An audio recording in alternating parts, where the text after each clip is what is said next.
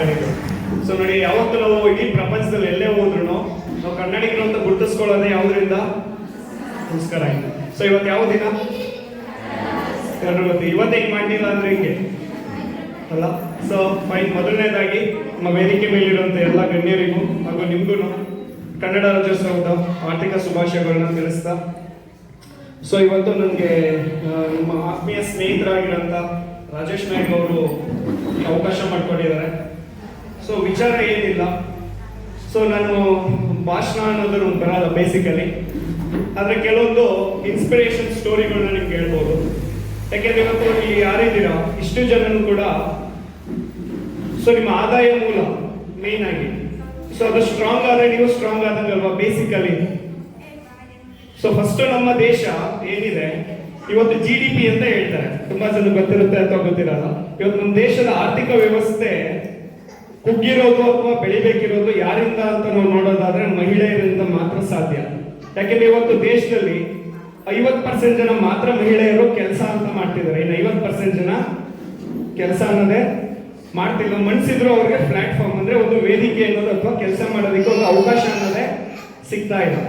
Okay, ಮತ್ತೆ ಇನ್ನೊಂದು ತಿಳ್ಕೋಬೇಕು, ಅವಕಾಶ ಅನ್ನೋದು ಯಾರು ಕೊಡಲ್ಲ.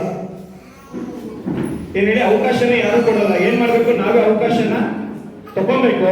ಅವಕಾಶ ತಗೋಬೇಕಿದ್ರೆ ಇವತ್ತು ತುಂಬಾ ಕಷ್ಟ ಇದೆ. ಅಂಥದ್ರಲ್ಲಿ ನಿಮ್ಮೂರಲ್ಲಿ ನಿಮ್ಮ ಜಾಗದಲ್ಲಿ ಒಂದು ಅವಕಾಶನ ಮಾಡ್ಕೊಟ್ಟಿದ್ದಾರೆ ಅಂದ್ರೆ, ಸೊ ಈ ಅವಕಾಶನ ನೀವು ಯಾವ ತರ ಬಳಕೆ ಮಾಡ್ಕೋಬೇಕು ಅದು ತುಂಬಾ ಮುಖ್ಯ. ಸೊ ಈಗ ಆಲ್ರೆಡಿ ನಮ್ಮ ವೇದಿಕೆ ಮೇಲೆ ಇರುವಂತ ಮೇಡಮ್ ಇರ್ಬೋದು, ಸರ್ ಇರ್ಬೋದು, ತುಂಬಾ ಜನದ ಎಕ್ಸ್ಪೀರಿಯನ್ಸ್ಗಳು ಅಂದ್ರೆ ತುಂಬಾ ಜನ ಸಾಧಕಿ ಕಥೆಗಳು ಹೇಳಿದ್ರು, ಹೌದಲ್ಲ? ಯಾರು ಕಿತ್ತೂರು ರಾಣಿ ಚೆನ್ನಮ್ಮ ಇರ್ಬೋದು, ಒನಕೆ ಓಬವ್ವ ಅವರು ಇರ್ಬೋದು, ಅಥವಾ ಇಂದಿರಾ ಗಾಂಧಿ ಅವರು ಇರ್ಬೋದು. ಸೊ ಅದೇ ಆ ಶಕ್ತಿ ಅವರಲ್ಲಿ ಮಾತ್ರ ಇದೆಯಾ? ಸೊ ಪ್ರತಿಯೊಬ್ಬರಲ್ಲೂ ಆ ಶಕ್ತಿ ಇರುತ್ತೆ, ಬಟ್ ಅದನ್ನು ಗುರುತಿಸ್ಕೊಳ್ಳೋದು ಹೇಗೆ ಅನ್ನೋದೇ ನಮ್ಗೆ ಗೊತ್ತಿಲ್ಲ ಆಯ್ತಾ. ಸೊ ಅದರಿಂದ ನನಗೊಂದು ವಾಟ್ಸಪ್ ಅಲ್ಲಿ ಅಥವಾ ಫೇಸ್ಬುಕ್ ಅಲ್ಲಿ ಒಂದು ಸ್ಟೋರಿ ಬಂದಿತ್ತು. ಆ ಸ್ಟೋರಿ ಹೇಳೋದಕ್ಕೆ ಇಷ್ಟಪಡ್ತೀನಿ. ಇಬ್ಬರು ಗಂಡ ಹೆಂಡತಿ ಇದ್ರಂತೆ. ಮದುವೆ ಅಂದ್ರೆ ಗಂಡ ಹೆಂಡತಿ ಮದುವೆ ಆದ ನಂತರ ಹೆಂಡತಿ ಕೇಳಿದ್ರಂತೆ, ನಮ್ಗೆ ಗಂಡು ಮಗು ಆದ್ರೆ ನೀವು ಅವನನ್ನ ಏನು ಕಲಿಸ್ತೀರಾ, ಏನ್ ಹೇಳ್ಕೊಡ್ತೀರಾ ಅವನಿಗೆ ಅಂತ ಕೇಳಿದ್ರೆ, ಗಂಡ ಹೇಳಿದಂತೆ ನಂಗೆ ಗಂಡು ಮಗು ಆದ್ರೆ ಅವನಿಗೆ ಸ್ವಿಮ್ಮಿಂಗ್ ಹೇಳ್ಕೊಡ್ತೀನಿ, ಈಜೋದು ಹೇಳ್ಕೊಡ್ತೀನಿ ಆಯ್ತಾ, ಫೋಟೋಗ್ರಾಫರಿಂಗ್ ಹೇಳ್ಕೊಡ್ತೀನಿ, ಮತ್ತೆ ವಿಶ್ವ ಸುತ್ತೋದು ಹೇಳ್ಕೊಡ್ತೀನಿ ಆಯ್ತಾ, ಮತ್ತೆ ಕ್ರೀಡೆಗಳು ಹೇಳ್ಕೊಡ್ತೀನಿ, ಇದೇ ತರ ಅವನಿಗೆ ಕರಾಟೆ ಹೇಳ್ಕೊಡ್ತೀನಿ ಆಯ್ತಾ, ಮತ್ತೆ ಜ್ಞಾನ ಹೇಳ್ಕೊಡ್ತೀನಿ ಅಂತ ಎಲ್ಲ ಹೇಳ್ತಾನೆ. ಇವಳಿಗೆ ಹೆಂಡತಿಗೆ ಸ್ವಲ್ಪ ಸಹಜವಾಗಿ ಬೇಜಾರಾಗುತ್ತಂತ, ಗಂಡು ಕೈ ಇದೆಲ್ಲ ಹೇಳ್ಕೊಡ್ತಾರೆ, ಅರೆ ಹೆಣ್ಮಗು ಆದ್ರೆ ಏನ್ ಹೇಳ್ಕೊಡ್ತೀರಾ, ಹೆಣ್ಮಗು ಆದ್ರೆ ನಾನು ಏನು ಹೇಳ್ಕೊಡಲ್ಲ. ಸೊ ತುಂಬಾ ಬೇಜಾರಾಯ್ತಂತೆ, ಯಾಕೆ ನೀವು ಗಂಡ್ಮಗುಗಾದ್ರೆ ಇದೆಲ್ಲ ಹೇಳ್ಕೊಡ್ತೀರಾ, ಹೆಣ್ಮಗುಗಾದ್ರೆ ಯಾಕೆ ಹೇಳ್ಕೊಡಲ್ಲ? ಸೊ ಗಂಡ ಹೇಳದಂತೆ, ನೋಡ ಗಂಡು ಮಗುಗಾದ್ರೆ ಪ್ರತಿಯೊಂದು ಹೇಳ್ಕೊಡ್ಬೇಕು, ಹೆಣ್ಮಗುಗೆ ಹುಡ್ತಾಗಿಂದನೇ ಇದೆಲ್ಲ ಕಲ್ತಿರ್ತಾನೆ, ಅವಾಗ ಹೇಳ್ಕೊಡೋ ಅವಶ್ಯಕತೆನೇ ಇಲ್ಲ. ಸೊ ನೀವು ಪ್ರತಿಯೊಬ್ಬರು ಅಬ್ಸರ್ವ್ ಮಾಡಿ, ಇಡೀ ಪ್ರಪಂಚದಲ್ಲಿ ವೆಲ್ ಎಕನಾಮಿಕ್ಸ್ ಅಂದ್ರೆ ಅರ್ಥಶಾಸ್ತ್ರಜ್ಞ ಅಂದ್ರೆ ಯಾರು ತುಂಬಾ ಜನ ಗೊತ್ತಿಲ್ಲ ಅಂತ. ಸೊ ನಾನು ಹೇಳ್ತೀನಿ ನನ್ನ ಅನುಭವದಲ್ಲಿ ಮಹಿಳೆಯರೇ ಒಳ್ಳೆ ಏನ್ ಹೇಳ್ತಾರೆ ಅರ್ಥಶಾಸ್ತ್ರಜ್ಞ ಅಂತ ಹೇಳ್ಬೋದು, ಅಂದ್ರೆ ವೆಲ್ ಎಕನಾಮಿಕ್ಸ್ ಅಂತ ಹೇಳ್ಬೋದು. ಸೊ ಇವತ್ತು ಪ್ರತಿಯೊಂದು ಮನೆಯಲ್ಲೂ ನಡೀತಿದೆ ಅಂದ್ರೆ ಗಂಡು ಅನ್ನೋದು ಬರೀ ಸಂಪಾದನೆ ಮಾಡ್ತಾನೆ, ಅದು ಮ್ಯಾನೇಜ್ಮೆಂಟ್ ಮಾಡೋದು ಯಾರು ನಿಮ್ಗೆ ಗೊತ್ತು. ಎಲ್ಲರೂ ಮನೆಯಲ್ಲೂ ಮ್ಯಾನೇಜ್ಮೆಂಟ್ ಯಾರು ಮಾಡ್ತಿದ್ದೀರ ಅಂತ ನಿಮ್ಗೆ ಗೊತ್ತು. ಇವತ್ತು ಪ್ರಪಂಚ ನಡಿಬೇಕು ಅಂತ ಅಂದ್ರೆ ಮ್ಯಾನೇಜ್ಮೆಂಟ್ ಇಲ್ಲ ಅಂದ್ರೆ ನಡೆಯೋದೇ ಇಲ್ಲ. ಸೊ ನಂಗಾಗಿದ್ದ ಅನುಭವ, ನಮ್ಮ ಮನೇಲಾಗಿದ್ದು ಅಥವಾ ನಮ್ಮ ತಾಯಿಯಿಂದ ಅಥವಾ ವೈಫ್ ಇಂದ ಕಲ್ತಿದ್ದೇನಂದ್ರೆ, ಅಥವಾ ಪ್ರತಿಯೊಂದು ಮಹಿಳೆಯರು ಇರುವಂತದ್ದು ಏನಂದ್ರೆ ಸಮಯ ಮತ್ತೆ ಹಣ ನಿರ್ವಹಣೆ, ಅಂದ್ರೆ ಮನಿ ಮ್ಯಾನೇಜ್ಮೆಂಟ್ ಮತ್ತೆ ಟೈಮ್ ಮ್ಯಾನೇಜ್ಮೆಂಟ್ ಅಂತ ಹೇಳ್ತೀವಿ. ಅಂದ್ರೆ ಸಮಯನ ನಿರ್ವಹಣೆ ಮಾಡೋದು ಮತ್ತೆ ಹಣನ ನಿರ್ವಹಣೆ ಮಾಡೋದು. ಗಂಡಸು ಜಾಸ್ತಿ ಇದನ್ನ ನಿರ್ವಹಣೆ ಮಾಡ್ತಾರೆ, ಹೆಂಗ್ಸ್ ಚೆನ್ನಾಗಿ ಮಾಡ್ತಾರ? ಯಾರು ಚೆನ್ನಾಗಿ ಮಾಡ್ತಾರೆ? ಈಗ ನಿಮ್ಮ ಮನೆಗೆ 1,000 ದುಡ್ಡು ಕೊಟ್ರೆ ಸುಮ್ಮನೆ, ಸೊ ಅದನ್ನ ಯಾರು ಚೆನ್ನಾಗಿ ಅದನ್ನ ನಿಭಾಯಿಸ್ತಾರೆ? 1,000 ಖರ್ಚು ಯಾವ್ದು ಬೇಕೋ ಅದಕ್ಕೆ ಕರೆಕ್ಟಾಗಿ ಖರ್ಚು ಮಾಡಿ ಅದನ್ನ ಉಳಿತಾಯ ಮಾಡೋದು ಯಾರು? ಮಹಿಳೆ ಅಲ್ಲ. ಸೊ ನೋಡಿ, ಇಷ್ಟೆಲ್ಲ ಟ್ಯಾಲೆಂಟ್ ಹುಡ್ತವಿಂದನೇ ಇದೆ, ಆದ್ರೂ ನಾವು ಮೇಲ್ ಬಂದಿಲ್ಲ, ಮಹಿಳೆಯರ ಮೇಲೆ ಯಾಕೆ ಬಂದಿಲ್ಲ ಅಂತ ಅಂದ್ರೆ ನಾವು ಬಿಟ್ಕೊಟ್ಬಿಟ್ಟಿದೀವಿ ಎಲ್ಲ. ಯಾರಿಗೆ? ಪುರುಷರು ಬಿಟ್ಕೊಟ್ಬಿಟ್ಟಿದೀವಿ, ನಾವು ಅದನ್ನ ತಗೊಳಕ್ಕೆ ರೆಡಿ ಇಲ್ಲ. ಅಂದ್ರೆ ನಾವು ಒಂಥರ ಎಳೆ ಮರೆ ಕಾಯ್ತಾರ ನೀವು. ಸೊ ಗಂಡಂಗೆ ಬರೀ ಹಿಂದ್ಗಡೆ ಈಗ ಪ್ರತಿಯೊಂದು ಏನು ಸಕ್ಸಸ್ ಇನ್ ದ ಸ್ಟೋರಿ ಮಹಿಳೆ ಇದ್ದೇ ಇರ್ತಾರೆ, ಬಟ್ ಅವ್ರು ಯಾವತ್ತೂ ಮುಂದೆ ಕಾಣಿಸ್ಕೊಳ್ಳೋದೇ ಇಲ್ಲ. ಸೊ ಅದರಿಂದ ಇವತ್ತು ನಾನು ಏನು ಹೇಳೋದಕ್ಕೆ ಇಷ್ಟಪಡ್ತೀನಿ ಅಂತ ಹೇಳಿದ್ರೆ, ಸೊ ಪ್ರತಿಯೊಬ್ಬರು ಟ್ಯಾಲೆಂಟ್ ಅನ್ನೋದು, ಸ್ಪೆಷಲಿ ಮಹಿಳೆಯರಿಗೆ ಹುಟ್ಟನೆ ಕೆಲವೊಂದು ಸ್ಕಿಲ್ಸ್ ಅನ್ನೋದು ಬಂದಿರುತ್ತೆ. ಎಲ್ರಿಗೂ ಸ್ಟೇಜ್ ಬರಲ್ಲ, ಅದನ್ನ ನೀವು ಕಾರ್ಯರೂಪಕ್ಕೆ ತರಬೇಕು ಅಂತ ಅಂದ್ರೆ ಒಂದು ವೇದಿಕೆ ಬೇಕು. ಆ ವೇದಿಕೆ ನಿಮ್ಗೆ ಇಲ್ಲಿ ಸಿಕ್ಕಿದೆ.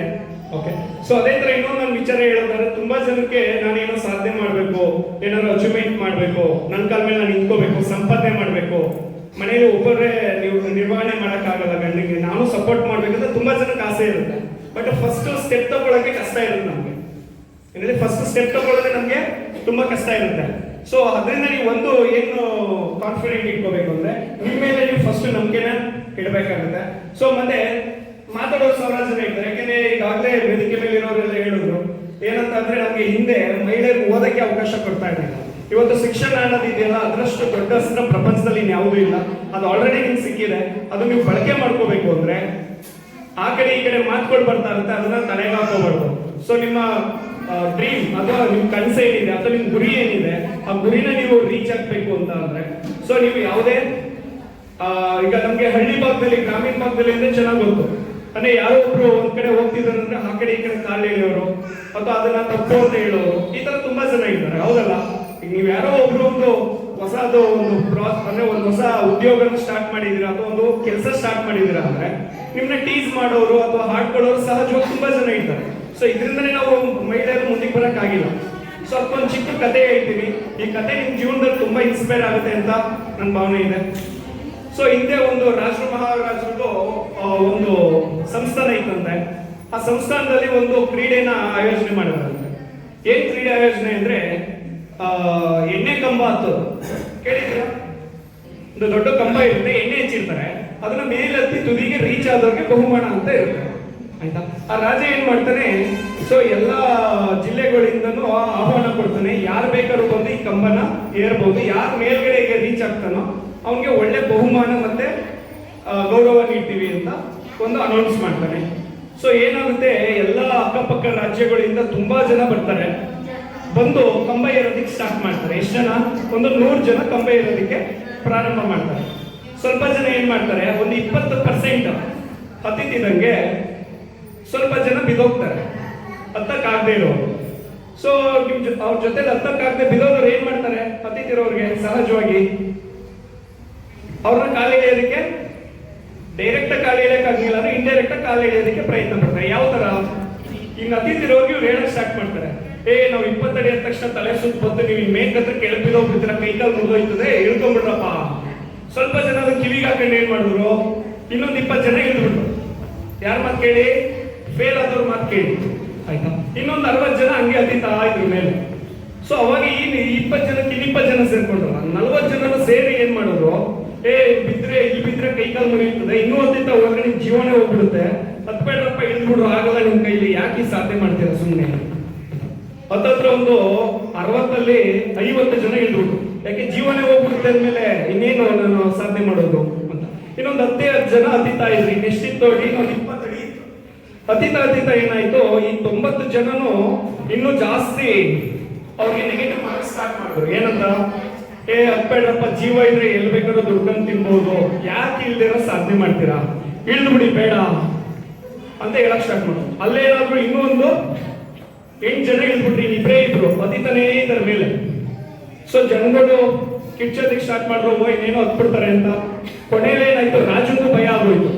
ಏನಂತ? ಇಬ್ರಲ್ಲಿ ಏನಾದ್ರು ಬಿಚ್ಚೋಗ್ಬಿಟ್ರೆ ನಾನು ಈ ಕಾರ್ಯಕ್ರಮ ಮಾಡಿ ಫೇಲ್ ಆಗ್ಬಿಡುತ್ತಲ್ಲ ಅಂತ ರಾಜಂಗೂ ಹೇಳ್ಬಿಡ್ತಾರೆ, ನೋಡ್ರಪ್ಪ ನಿಮ್ಗೆ ಹತ್ತಕ್ಕಾಗ್ಲಿಲ್ಲ ಅಂದ್ರೆ ಇಳ್ದು ಬಿಡಿ ಪರವಾಗಿಲ್ಲ. ಸೊ ಇಬ್ರಲ್ಲಿ ಒಬ್ಬ ಏನ್ ಮಾಡ್ತಾನೆ, ಇಳ್ದು ಬಿಡ್ತಾನೆ.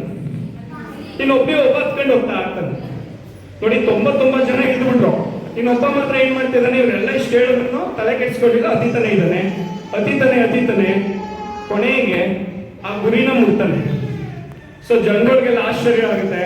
ಸೊ ಕೊನೆಯಲ್ಲಿ ಅವನು ನಿಂಗೆ ವೇದಿಕೆ ಮೇಲೆ ಕರೆದು ಅವ್ರ ತಂದೆ ತಾಯಿನ ಕರೆಸಿ ಅವನಿಗೆ ಸನ್ಮಾನ ಮಾಡ್ತಾರೆ, ಎಂಕರೇಜ್ ಮಾಡ್ತಾರೆ. ಅವನು ಮೌನವಾಗಿರ್ತಾನೆ.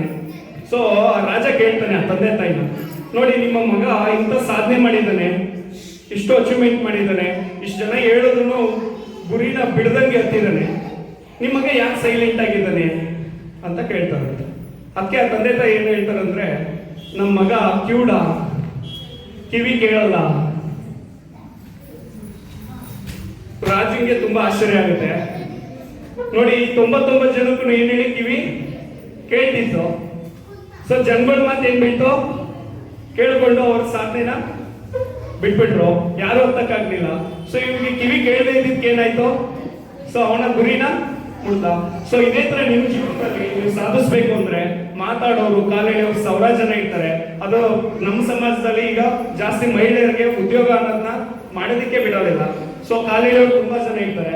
ನಿಮ್ಗೆ ನಿಮ್ಮ ಮೇಲೆ ನಂಬಿಕೆ ಇರಬೇಕು, ನಿಮ್ಗೆ ನಿಮ್ಮ ಮೇಲೆ ಕಾನ್ಫಿಡೆಂಟ್ ಇರಬೇಕು. ಮತ್ತೆ ನೀವು ಇವತ್ತು ಕಷ್ಟಪಟ್ರೆ 100% ನಿಮ್ಗೆ ಪ್ರತಿಫಲ ಸಿಕ್ಕೇ ಸಿಗುತ್ತೆ. ಆ ನಂಬಿಕೆ ಮೇಲೆನೆ ನೀವು ಜೀವನನ ನಡೆಸಬೇಕಾಗುತ್ತೆ. ಇಷ್ಟು ವರ್ಷ ನೀವು ಆ ನಂಬಿಕೆ ಮೇಲೆ ನಡೆಸ್ತಾ ಇದ್ದೀರಾ, ಬಟ್ ಬರೀ ಮನೆಗಷ್ಟೇ ನಿಮ್ಮ ಟ್ಯಾಲೆಂಟ್ ಸೀಮಿತ ಆಗಿತ್ತು.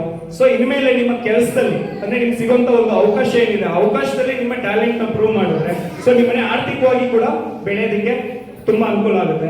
ಅದೇ ತರ ಇನ್ನೊಂದು ವಿಚಾರ ಹೇಳಕ್ ಇಷ್ಟಪಡ್ತೀನಿ. ನಿಮ್ಮ ಸಕ್ಸಸ್ ಅಂದ್ರೆ ನೀವು ಯಶಸ್ವಿ ಮಹಿಳೆ ಆಗ್ಬೇಕು ಅಂದ್ರೆ ಫಸ್ಟ್ ಪಾಲನೆ ಮಾಡ್ಬೇಕಿರೋದು ಶಿಸ್ತು. ನೋಡಿ, ಇವತ್ತು ಶಿಸ್ತು ಅನ್ನೋದು ಎಲ್ಲೆಲ್ಲಿರುತ್ತೆ ಅಲ್ಲೆಲ್ಲ ಸಕ್ಸಸ್ ಇರುತ್ತೆ. ಈಗ ಮಕ್ಕಳನ್ನ ಶಾಲೆಗೆ ಸೇರಿಸ್ತೀರಾ, ಓಕೆ, ಸೊ ಶಾಲೆ ಯಾವ ತರ ಇರುತ್ತೆ? ಕ್ಲೀನ್ ಆಗಿರುತ್ತಾ ಅಥವಾ ಸುಮ್ಮನೆ ಕಸವಾಗಿರುತ್ತಾ? ಶಿಸ್ತಾಗಿರುತ್ತಲ್ಲ. ಅದೇ ತರ ದೇವಸ್ಥಾನ ಯಾವ ತರ ಇರುತ್ತೆ? ತುಂಬಾ ಗಲ್ಗಲಿಜಿರುತ್ತಾ? ತುಂಬಾ ಶಿಸ್ತಾಗಿರುತ್ತೆ, ಆಯ್ತಾ? ಅದೇ ತರ ಒಂದು ಆಪರೇಷನ್ ಥಿಯೇಟರ್ ಯಾವ ತರ ಇರುತ್ತೆ? ಆಪರೇಷನ್ ಮಾಡೋ ಜಾಗ ತುಂಬಾ ಶಿಸ್ತಾಗಿರುತ್ತಲ್ವಾ? ಸೊ ಅಂದ್ರೆ ನೀವು ಅರ್ಥ ಮಾಡ್ಕೊಳ್ಳಿ, ನಿಮ್ಗೆ ಶಿಸ್ತು ಎಲ್ಲಿರುತ್ತೋ ನಿಮ್ಮ ಏಕಾಗ್ರತೆ ಚೆನ್ನಾಗಿ ಬರುತ್ತೆ, ಆಯ್ತಾ? ಸೊ ನೀವು ಹೊಸ ಬಟ್ಟೆನೆ ಹಾಕೋಬೇಕು, ಹೊಸ ಮನೆನೇ ಕಟ್ಕೋಬೇಕು ಅಂತ ಅಲ್ಲ. ನೀವು ಹಳೆ ಬಟ್ಟೆ ಹಾಕೊಂಡ್ರು, ನಾವು ಹಳೆ ಮನೆಯಲ್ಲಿ ಇದ್ರು ಶಿಸ್ತು ಅನ್ನೋದು ಇದೆಯಲ್ಲ, ಅದೇ ಮೊದಲ ಸಕ್ಸಸ್ ನಿಮ್ಗೆ. ಯಾಕೆಂದ್ರೆ ನೀವು ಮೈಂಡ್ ಪೀಸ್ಫುಲ್ ಆಗೋದು, ನೀವು ಶಿಸ್ತಾಗಿದ್ರೆ, ನೀವು ನಿಮ್ಮ ವಾತಾವರಣ ಶಿಸ್ತಾಗಿದ್ರೆ, ಸೊ ನಿಮ್ಗೆ ಬ್ರೈನ್ ಅಲ್ಲಿ ಹೊಸ ಹೊಸ ಥಾಟ್ಸ್ ಗಳು ಬರುತ್ತೆ, ಹೊಸ ಹೊಸ ಐಡಿಯಾಗಳು ಬರುತ್ತೆ. ಅದನ್ನ ನೀವು ಕಾರ್ಯರೂಪಕ್ಕೆ ತಗೊಂಡು ನೀವು ಸಕ್ಸಸ್ ನ ಹುಡುಕ್ಬೇಕಾಗುತ್ತೆ. ಬಟ್ ಈ ಹಾರ್ಡ್ ವರ್ಕ್ ಅನ್ನು ಮಾಡ್ಬೇಕಿದ್ರೆ ನಿಮ್ಗೆ ತುಂಬಾ ತಾಳ್ಮೆ ಪರೀಕ್ಷೆ ಮಾಡುತ್ತೆ. ಸೊ ಅದಕ್ಕೊಂದು ಕೊನೆಯದಾಗ ಒಂದು ಸ್ಟೋರಿ ಇದೆ, ಹೇಳಿ ನನ್ನ ಮಾತನ್ನ ಮುಗಿಸ್ತೀನಿ. ಸೊ ಒಂದೂರಲ್ಲಿ ಒಬ್ಬ ರಾಜ ಇದ್ದಂತೆ. ಸೊ ಅವನು ಯೋಚನೆ ಮಾಡಿದಂತೆ, ನಮ್ಮ ಊರಲ್ಲಿ ತುಂಬಾ ಜನ ಇದ್ದಾರೆ, ಬಟ್ ಇಲ್ಲಿ ಯಾರಾದ್ರೂ ಸಕ್ಸಸ್ ಆಗ್ಬೇಕು ಅಂತ ಅಂದ್ರೆ ಆ ಊರಲ್ಲಿ ಯಾರಾದ್ರೂ ಯಶಸ್ವಿ ಆಗ್ಬೇಕು ಅಂದ್ರೆ ಸೊ ಅವ್ರು ಕಷ್ಟಪಟ್ರೆ ಮಾತ್ರ ಅವ್ರಿಗೆ ಯಶಸ್ಸು ಅನ್ನೋದು ಸಿಗ್ಬೇಕು ಅಂತ ಯೋಚನೆ ಮಾಡಿ ಒಂದು ಉಪಾಯ ಮಾಡಿದಂತೆ. ಏನಪ್ಪಾ ಉಪಾಯ ಅಂದ್ರೆ, ಜನಗಳು ಓಡಾಡುವಂತ ಜಾಗ ಇತ್ತು ಒಂದು ಊರಲ್ಲಿ. ಆ ಊರು ಓಡಾಡೋ ಜಾಗದಲ್ಲಿ ಒಂದು ದೊಡ್ಡ ಬಂಡೆಕಲ್ಲನ್ನ ಇಟ್ಬಿಟ್ಟಂತೆ, ಗುಂಡಿ ತೋಡಿ. ಸೊ ಆ ಬಂಡೆಕಲ್ಲನ್ನ ಹಾಗೆ ಇಡಲ್ಲ ಅವನು, ಆ ಬಂಡೆಕಲ್ ಕೆಳಗಡೆ ತುಂಬಾ ವಜ್ರ ವೈಡೂರ್ಯ ಮತ್ತೆ ಚಿನ್ನಗಳನ್ನ ಇಡ್ತಾನಂತೆ. ಇಟ್ಟಿ ಏನ್ ಮಾಡ್ತಾನೆ, ಅದ್ರ ಮೇಲೆ ದೊಡ್ಡ ಬಂಡೆಕಲ್ಲು ಹಾಕಿ ಆ ರೋಡ್ ನ ಕ್ಲೋಸ್ ಮಾಡ್ಬಿಡ್ತಾನೆ. ಸೊ ಊರ್ ಜನ ಓಡಾಡಕ್ ಇರೋದು ಒಂದೇ ಒಂದು ದಾರಿ. ಸೊ ಎಲ್ಲ ಏನ್ ಮಾಡ್ತಾರೆ, ಅವರ ಸ್ವಾರ್ಥವಾಗಿ ಏನ್ ಯೋಚನೆ ಮಾಡ್ತಾರೆ, ನಾನು ಈ ಊರಿಂದ ಹೊರಗಡೆ ಹೋಗ್ಬೇಕು ಅಂದ್ರೆ ಹೇಗೆ ಹೋಗ್ಬೇಕು? ಸೊ ಅವ್ರದೇ ಆದಂತ ಒಂದೊಂದು ದಾರಿಗಳನ್ನ ಹುಡಿಕೊಂಡು ಓಡಾಡೋದಕ್ಕೆ ಸ್ಟಾರ್ಟ್ ಮಾಡಿದ್ರಂತೆ. ಅಥವಾ ಬಂಡೆ ಹಾರು ಹೋಗೋದು, ಬಂಡೆ ಸೈಡ್ ಇಂದ ಹೋಗೋದು, ಈ ತರ ಪ್ರಾರಂಭ ಮಾಡಿದ್ರಂತೆ. ಸೊ ಒಂದು ತಾತ ಇದ್ರಂತೆ, 60 ವರ್ಷದ ತಾತ, ಕೋಲ್ ಇಟ್ಕೊಂಡು ನಡೆಯುವಂತ ತಾತ. ಸೊ ಆ ತಾತ ಯೋಚನೆ ಮಾಡ್ತಂತೆ, ಸೀದಾ ಬಂದಂತೆ ರೋಡಲ್ಲಿ ಬಂಡೆ ಅಡ್ಡ ಆಗಿದೆ. ಸೊ ಈ ಕಡೆಯಿಂದ ಆ ಕಡೆಗೆ ಹೋಗ್ಬೇಕು. ತಾತ ಎರಡನ್ನೂ ನೋಡ್ತಂತೆ ಒಂದ್ಸಲಿ. ಸೊ ಎಲ್ಲ ತುಂಬಾ ಕಷ್ಟಪಡ್ತಿದ್ದಾರೆ, ಇವ್ರಿಗೊಂದು ದಾರಿ ಮಾಡ್ಕೊಡೋಣ ಅಂತ ಹೇಳಿ ಆ ತಾತ ಏನ್ ಮಾಡ್ತಂತೆ, ಆ ಬಂಡೆನ ಅಗಿಯೋದಕ್ಕೆ ಸ್ಟಾರ್ಟ್ ಮಾಡ್ತಂತೆ. ಹೌದು, ಈ ಬಂಡೆಕಲ್ಲನ್ನ ಸೈಡ್ಗೆ ಹಾಕೋಣ. ಏನ್ ಮಾಡ್ತಂತೆ ಆ ತಾತ, ಸುತ್ತ ಮಣ್ಣೆಲ್ಲ ತೆಗೆದು ಆ ಬಂಡೆನ ಉಳಿಸಿ ಸೈಡ್ಗೆ ಹಾಕ್ತಂತೆ. ಹಾಕಿ ಬಂದಲ್ಲಿ ನೋಡ್ದಂತೆ, ಆಶ್ಚರ್ಯಕ್ಕಾಗಿತ್ತಂತೆ. ಸೊ ತುಂಬಾ ಚಿನ್ನ ವೈಡೂರ್ಯ ಎಲ್ಲ ಇತ್ತಂತೆ. ರಾಜ ಅವ್ನು ಕರೆದು ಸನ್ಮಾನ ಮಾಡಿದಂತೆ. ಏನಕ್ಕೆ ಸ್ವಾಮಿ ನನ್ಗೆ ಈ ಸನ್ಮಾನ ಅಂತ ಕೇಳಂತೆ. ಅವ್ರು ಹೇಳಿದಂತೆ, ನೋಡಿ ನೀನು ಕಷ್ಟಪಟ್ಟಿದ್ಕೆ ನಿಮ್ಗೆ ಪ್ರತಿಫಲ ಸಿಕ್ತು. ಈ ತರ ನಿಮ್ ಜೀವನದಲ್ಲಿ ಕಷ್ಟ ಅನ್ನೋದು 1000 ಬರುತ್ತೆ, ಅದನ್ನ ನೀವು ಮೆಟ್ ನಿಂತ್ರೆ ಮಾತ್ರ ಅದರಿಂದ ದೊಡ್ಡ ಯಶಸ್ಸು ಅನ್ನೋದಿರುತ್ತೆ. ಬಟ್ ನಾವೇನ್ ಮಾಡ್ತೀವಿ, ಚಿಕ್ಕ ಚಿಕ್ಕ ಸಮಸ್ಯೆಗಳಿಗೆ, ಇವತ್ತು ನಿಮ್ಗೆ ವಿಷಯ ಗೊತ್ತಿಲ್ಲ ಅನ್ಕೋತೀನಿ, ಇಡೀ ಪ್ರಪಂಚದಲ್ಲಿ ಹೈಯೆಸ್ಟ್ ಸೂಸೈಡ್ ಮಾಡ್ಕೊಂಡು ಸಾಯೋರು ಯಾರು ಗೊತ್ತಾ? ಯಾರಿರ್ಬೋದು? ಇವತ್ತು ಜೀವನ ನಡ್ಸಕ್ ಆಗಲ್ಲಪ್ಪ ನನ್ಗೆ, ನನ್ನ ಜೀವನದ ಮೇಲೆ ಜೀವಪ್ಸೆ ಹೋಗ್ಬಿಟ್ಟಿದೆ ಅಂತ ಅತಿ ಹೆಚ್ಚು ಸಾಯ್ತಾ ಇರೋರು ಮಹಿಳೆಯರಲ್ಲ, ಜೆಂಟ್ಸೇ ಜಾಸ್ತಿ, ಅಂದ್ರೆ ಪುರುಷರು. ಯಾಕೆಂದ್ರೆ ಅವ್ರಿಗೆ ಜೀವನ ನಡ್ಸಕ್ ಆಗದೇನೆ ಮಾನಸಿಕ ಖಿನ್ನತೆಗೆ ಒಳಗಾಗಿ ಇಡೀ ಪ್ರಪಂಚದಲ್ಲಿ ಎಷ್ಟು ಸೂಸೈಡ್ ಮಾಡ್ಕೊಂಡು ಸಾಯ್ತಿರೋದು ಪುರುಷರೇ. ಬಟ್ ಸಮಸ್ಯೆ ಜಾಸ್ತಿ ಫೇಸ್ ಮಾಡ್ತಿರೋದು ಯಾರು? ಮಹಿಳೆಯರು. ಅಂದ್ರೆ ನೋಡಿ ಮೆಂಟಲಿ ಎಷ್ಟು ಸ್ಟ್ರಾಂಗ್ ಇದ್ದಾರೆ ಅಲ್ಲ. ಸೊ ಅದನ್ನು ನಾವು ನೋಡೋದಾದ್ರೆ ಬೆಂಗಳೂರು, ಇಡೀ ಇಂಡಿಯಾದಲ್ಲಿ ಬೆಂಗಳೂರಲ್ಲೇ ಹೈಯೆಸ್ಟ್ ಜನ ಪುರುಷರು ಸೂಸೈಡ್ ಮಾಡ್ಕೊಂಡು ಸಾಯ್ತಾ ಇರೋದು. ಅಂದ್ರೆ ಜೀವನನ ನಿರ್ವಹಣೆ ಮಾಡಕ್ ಆಗದೆ. ಅಂದ್ರೆ ನಿಮ್ಗೆ ಬೈ ಬರ್ತು ಹುಟ್ಟವಿಂದನೇ ನಿಮ್ಗೆ ಒಂದು ಧೈರ್ಯ ಅನ್ನೋದಿರ್ಬೋದು, ಕಾನ್ಫಿಡೆಂಟ್ ಅನ್ನೋದು ಬೆಳೆದಿದೆ. ಇವತ್ತು ನಿಮ್ ಜೀವನ ನಡೆಸಕ್ಕೆ ಏನ್ ಮೇಡಮ್ ಇಂಪಾರ್ಟೆಂಟ್ ನಿಮ್ಗೆಲ್ಲ? ಫಸ್ಟ್ ಅನ್ನೋದು, ಸರ್ ನಂಗೆ ಒಳ್ಳೆ ಫೈನಾನ್ಷಿಯಲ್ ಫ್ರೀಡಮ್ ಸಿಕ್ಕರೆ ನನ್ನ ಜೀವನ ಚೆನ್ನಾಗಿರುತ್ತೆ, ನಂಗೆ ಆದಾಯ ಬೇಕು ಅಂತ, ಹೌದಾ? ಎರಡನೇದೇನು ಕೇಳ್ತೀರಾ? ನಿಮ್ಮ ಮಕ್ಕಳು ಮೇಲೆ ಯೋಚನೆ ಮಾಡ್ತಾರೆ, ನಮ್ಮ ಮಗ ಚೆನ್ನಾಗಿ ಓದ್ಬೇಕಪ್ಪ, ನಮ್ಮ ಮಕ್ಕಳು ಚೆನ್ನಾಗಿ ಹೋದ್ರೆ ಅವ್ರ ಜನ ಸೆಟ್ಲ್ ಆಗುತ್ತೆ, ನನಗೆ ಆದಾಯ ಬಂದ್ರೆ ನಾನು ಚೆನ್ನಾಗಿ ಸೆಟ್ಲ್ ಆಗ್ತೀನಿ. ಸೊ ನೋಡಿ, ವಿದ್ಯೆ ಮತ್ತೆ ಸರಸ್ವತಿ ಇವರಿಬ್ರು ಪುರುಷರ ಮಹಿಳೆಯರ. ಹೌದಲ್ಲ? ನೋಡಿ, ಲಕ್ಷ್ಮಿನ ಗಂಡೆಯವ್ರು ಇಡ್ಬೋದಿತ್ತಲ್ಲ, ಅಥವಾ ಸರಸ್ವತಿನೂ ಗಂಡೆಯವ್ರು ಇಡ್ಬೋದಿತ್ತಲ್ಲ. ಯಾಕೆ ಗಂಡೆಯವ್ರನ್ನ ಇಟ್ರು ಅಂದ್ರೆ ಅದು ಬೈ ಬರ್ತಿಂದಾನೆ ಸರಸ್ವತಿಗೆ ಆಗ್ಲಿ ಲಕ್ಷ್ಮಿಗೆ ಆಗ್ಲಿ, ಸೊ ಬೈ ಬರ್ತಿಂದಾನೆ ಅದರದೇ ಆದಂತ ಒಂದು ಶಕ್ತಿ ಅನ್ನೋದು ನಿಮ್ಮಲ್ಲಿ ಪ್ರತಿಯೊಬ್ಬರಲ್ಲೂ ಕೂಡ ಇದೆ. ಅದನ್ನ ನೀವು ರೂಢಿಸ್ಕೊಬೇಕು ಅಂದ್ರೆ ಒಂದು ವೇದಿಕೆ ಬೇಕು. ಸಾವಿರಾರು ಜನಕ್ಕೆ ಟ್ಯಾಲೆಂಟ್ ಇದೆ, ಯಾರಿಗೂ ಒಂದು ಪ್ಲಾಟ್ಫಾರ್ಮ್ ಸಿಕ್ಕಿಲ್ಲ ಅಂದ್ರೆ ಸೊ ನೀವು ನಿಮ್ ಟ್ಯಾಲೆಂಟ್ ನ ಪ್ರೂವ್ ಮಾಡಕ್ಕಾಗಲ್ಲ. ಅಂತ ಇದ್ರಲ್ಲಿ ಸೊ ಇವತ್ತು ನಮ್ಮ ಸ್ನೇಹಿತರು ಅಂತ ಹೇಳ್ಕೊಳ್ಳೋದಕ್ಕೆ ನಂಗೆ ತುಂಬಾ ಖುಷಿ ಆಗುತ್ತೆ. ಲಾಸ್ಟ್ 10 ವರ್ಷದಿಂದ ನಾನು ಮತ್ತೆ ರಾಜೇಶ್ ನಾಯ್ಕ ಅವರು ಒಂದೇ ಸಂಸ್ಥೆಯಲ್ಲಿ ಕೆಲಸ ಮಾಡ್ತಾ ಬರ್ತಿದೀವಿ. ಅವ್ರು ನಂಗೆ ಲಾಸ್ಟ್ ಮತ್ತು ಒಂದು ವಿಷಯನ ಪ್ರಸ್ತಾಪ ಮಾಡಿದ್ರು. ಸರ್, ನಾನು ನಮ್ಮೂರಲ್ಲಿ ಏನಾದರೂ ಒಂದು ಮಾಡಬೇಕು ಅಂತ ಇದ್ದೀನಿ ಸರ್. ಏನ್ ಮಾಡಬೇಕು ಅಂತ ಇದ್ದೀರಾ ಅಂತ ಕೇಳಿ, ಸರ್ ನಮ್ಮ ಊರಲ್ಲಿ ತುಂಬಾ ಜನಕ್ಕೆ ಉದ್ಯೋಗ ಅವಶ್ಯಕತೆ ಇದೆ. ಓಕೆ, ಮಹಿಳೆಯರಿಗೆ ಸ್ಪೆಷಲ್ ಆಗಿ ಏನಾದ್ರು ಒಂದು ಪ್ರಾಜೆಕ್ಟ್ ನ ಮಾಡಬೇಕು ಅಂತ ಹೇಳಿದ್ರು. ಹೇಳಿದ ತಕ್ಷಣ ನಂಗೆ ತುಂಬಾ ಖುಷಿ ಆಯ್ತು. ಯಾಕೆ ನಮ್ಮ ಸಂಸ್ಥೆ ಕೂಡ ಮೈಸೂರಲ್ಲಿ ಇದೇ ಓರಿಯೆಂಟೆಡ್ ಅಲ್ಲಿ ಕಾರ್ಯಕ್ರಮನ ಮಾಡ್ತಾ ಇದೆ. ಸೊ ಇವತ್ತು ನಾವು ಜೆಂಟ್ಸ್ ನ ಕೆಲಸಕ್ಕೆ ಹೋಗೋದ್ರಿಂದ ಅವ್ರ ಹತ್ರ ಕೆಲಸ ತಗ್ಸೋದು ತುಂಬಾ ಕಷ್ಟ. ಯಾಕೆಂದ್ರೆ ಅವ್ರದೇ ಆದಂತ ಮೆಂಟಾಲಿಟಿ ಬೇರೆ ತರ ಇರುತ್ತೆ. ಅದೇ ಇವತ್ತು ನಾವು 3 ಜನ ಗಂಡಸರು ಕೆಲಸ ಮಾಡುವಂತ ಕಾನ್ಸಂಟ್ರೇಟ್ ನ ಇವತ್ತು 15 ಜನ ಮಹಿಳೆಯರು ಕಾನ್ಸಂಟ್ರೇಟ್ ಮಾಡೋಷ್ಟು ಅವ್ರಿಗೆ ಅವಶ್ಯಕತೆ ಇದೆ. ಯಾವತ್ತು ಹಸ್ತೋಗ್ತಾನೆ ಆಹಾರ ಕೊಡ್ಬೇಕು. ಸೊ ಹೊಟ್ಟೆ ತುಂಬಿದವ್ರು ಕೊಟ್ರೆ ಪ್ರಯೋಜನ ಇಲ್ಲ. ಇವತ್ತು ಹಸು ಅನ್ನೋದು ಯಾರಿಗೆ ಚೆನ್ನಾಗ್ ಗೊತ್ತು ಅಂದ್ರೆ ಮಹಿಳೆಯರಿಗೆ ಮಾತ್ರ ಚೆನ್ನಾಗ್ ಗೊತ್ತು. ಅದಕ್ಕೆ ಇವತ್ತು ಒಬ್ಬ ಭಿಕ್ಷೆ ಬೇಡವ್ನು ಏನಂತ ಕೂಗ್ತಾನೆ? ಅಮ್ಮ ತಾಯಿ ಅಂತಾನೆ ಕೂಗೋದು, ಅಪ್ಪ ತಂದೆ ಅಂತ ಕೂಗೋದಿಲ್ಲ. ಅಂದ್ರೆ ಪ್ರತಿಯೊಂದು ಮಹಿಳೆಗಳು ಹಸು ಅಂದ್ರೆ ಏನ್ ಗೊತ್ತು, ಕಷ್ಟ ಅಂದ್ರೆ ಏನ್ ಗೊತ್ತ ಚೆನ್ನಾಗ್ ಗೊತ್ತು. ಸೊ ಅಂತ್ಯದಲ್ಲಿ ನಿಮ್ಗೆ ಇವತ್ತೊಂದು ಒಳ್ಳೆ ಅವಕಾಶನ ಮಾಡ್ಕೊಟ್ಟಿದ್ದಾರೆ ನಮ್ಮ ಸ್ನೇಹಿತರಾದಂತ ರಾಜೇಶ್ ನಾಯ್ಕ ಅವರು. ಜೊತೆಗೆ ನಾನು ಆಗ್ಲೇ ಹೇಳಿದೆ, ಒಬ್ಬ ವ್ಯಕ್ತಿಗೆ ಸಕ್ಸಸ್ ಅನ್ನೋದು ಹಿಂದೆ ಒಬ್ಬ ಮಹಿಳೆ ಇದ್ದೇ ಇರ್ತಾಳೆ ಅಂತ. ಸೊ ನಿಮ್ಗೆ ಒಂದು ರೋಲ್ ಮಾಡಲ್ ಆಗಿ ಅವರ ಧರ್ಮಪತ್ನಿ ಆಗಿರೋಂಥ ತ್ರಿವೇಣಿ ಅವರು ಇದ್ದಾರೆ. ಸೊ ಅವ್ರನ್ನ ನೀವು ಇನ್ಸ್ಪೈರ್ ಆಗಿ ತಗೋಬೇಕು. ಈ ಸಂಸ್ಥೆ ಅನ್ನೋದು ಅವ್ರದಲ್ಲ. ಸೊ ನಂಗೆ ರಾಜೇಶ್ ಅವರು ಅದೇ ಹೇಳಿದ್ರು, ರಾಜೇಶ್ ಏನ್ ಸಂಸ್ಥೆ ಮಾಡ್ತಿದ್ದೀರಾ, ಹೆಂಗ್ ಮಾಡ್ಬೇಕು ಅಂತ ಇದ್ದೀರಾ?